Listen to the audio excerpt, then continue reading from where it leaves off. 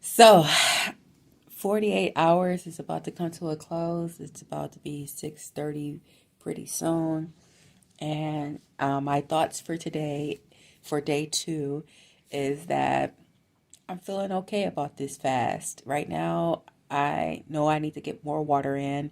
I need to take the supplements I said I was going to take. But yeah, 48 hours in, and I feel pretty good. Hello, it's ready.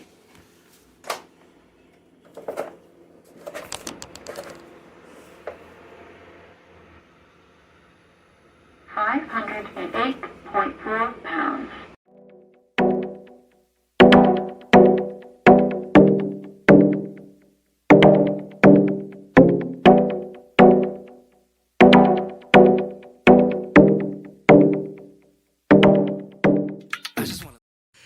Hey, what's up, people of YouTube? This is Chris, and I am back with another video. As promised, this is day 3 of my 30 plus days water fast, and I am in it. And before I start this video, I just want to give you my weigh-in for today. So here it goes. Hello, it's ready.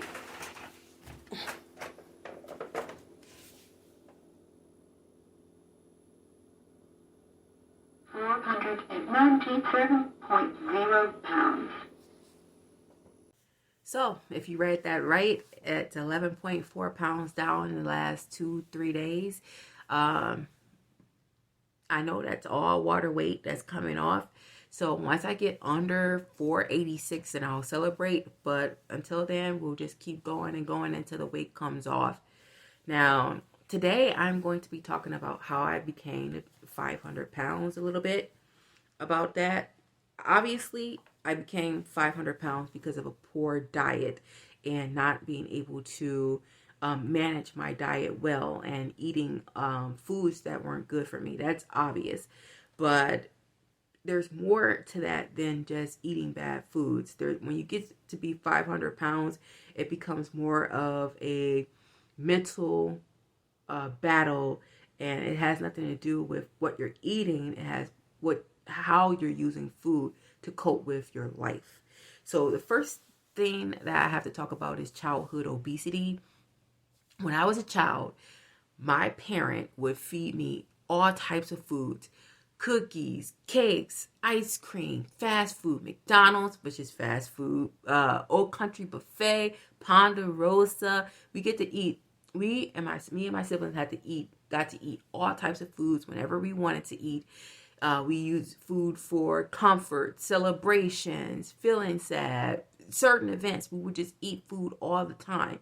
And as a child, I got to be pretty big. And because I got to be pretty big as a child, I got talked about at school. And kids would make fun of me and they would hit me. And it was very difficult to have any sort of activities with other children, and I would stay at home and I would sleep and feel very depressed because of how I was treated at school and my poor diet, that I didn't have any physical activity whatsoever as a child. The only physical activity I got was swimming.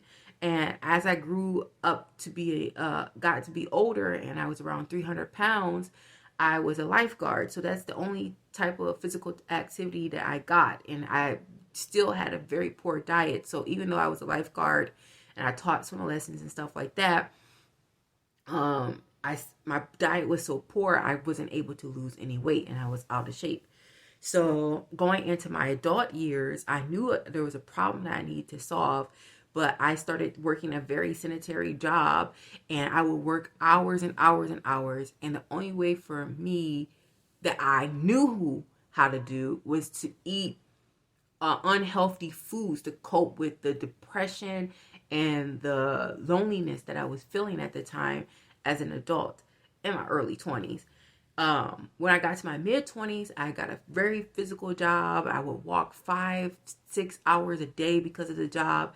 I lost a lot of weight. I got extremely healthy. I was in my lower 300s. I am in my lower 300s. I was running up hills, going, I was running up and down stairs, and people were like, look at that big old fat girl running up and down stairs. That was me, and I was very happy with myself.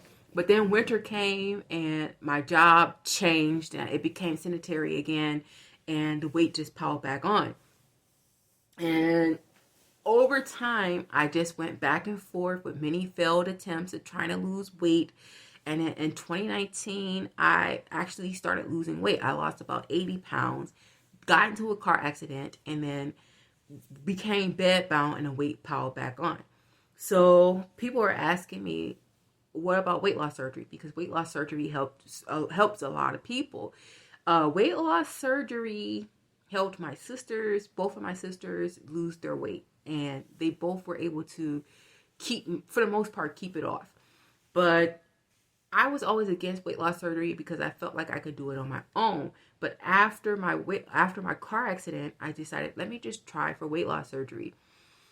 But I got turned down from weight loss surgery because I had just started a new medication, and they didn't want me, somebody who's bipolar and depressed, to go through something that was psychologically challenging as a weight loss surgery. And so I got turned down.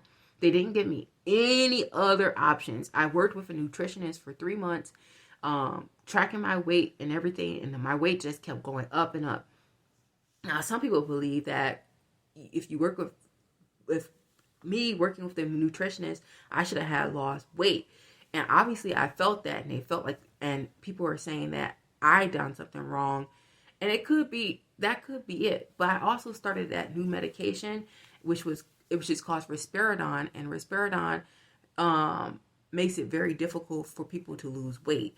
So right now I'm still on risperidone, but I am working with my psychiatrist to get off the medication, and will be off it in the next 2 weeks. So that is how I got to be 500 pounds. I lost the weight, gained the weight, and then got in a car accident and gained an additional 100 pounds on top of the 400 pounds I already was. That's how I got to be 500 pounds.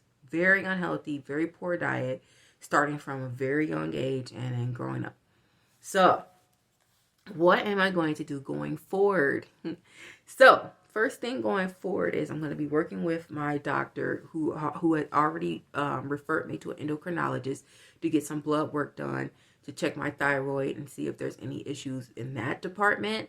And then I am going to start figuring out my nutrition again. My goal is to boost my metabolism. So as you can see in the beginning of the video, I did start working out, and I'm hoping that by getting some sort of physical activity that my metabolism will boost up. Figuring out my nutrition. So for the last 4 months, I've been tracking my weight and tracking what I've been eating and how my weight fluctuates up and down. So I noticed that when I eat things like fruits and vegetables, I can maintain my weight loss. Once I eat any meat, my weight shoots up on the scale. That's not saying that I'm not going to eat meat. What I'm saying is that I might have to limit my meat intake and eat more fruits and vegetables, especially high water content fruit, and limit the types of processed sugars, potato chips, and anything that is addicting. I got to limit that immediately from my diet. Another thing I'm going to do is do a fasting protocol. So after this long fast, my goal is to do either ADF or rolling 48s or rolling 72s while eating balanced meals. So that's my goal going forth right now. I know there's a lot more subjects that I have to cover going forward, but that is pretty much the meat of what I'm going to be doing. Okay, so it's been about 8 minutes that I've been talking, and I guess I'll end the video here. Tomorrow I will talk a little bit about my team that I work with every week, but I'll do that tomorrow. So that's it, the end of the video. Thank you for watching all the way through if you did, and I'll talk to you later. Oh, wait a minute. Please like, comment, subscribe, share this video, and hit the notification bell so you can see the rest of my journey here. All right, bye-bye.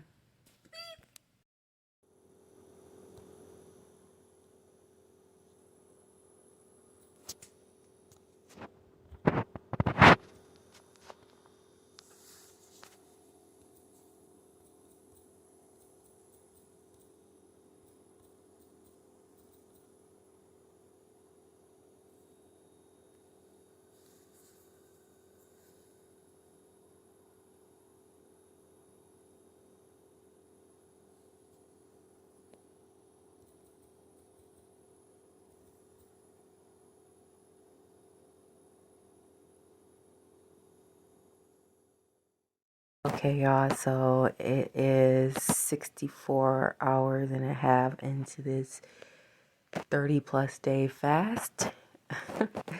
Thank you for watching this long to the end of the video. I appreciate that. I feel good today. I'll probably talk a little bit about it in tomorrow's video about how I'm feeling, but not hungry, just feeling good. So thank you for watching. Have a good day. Bye.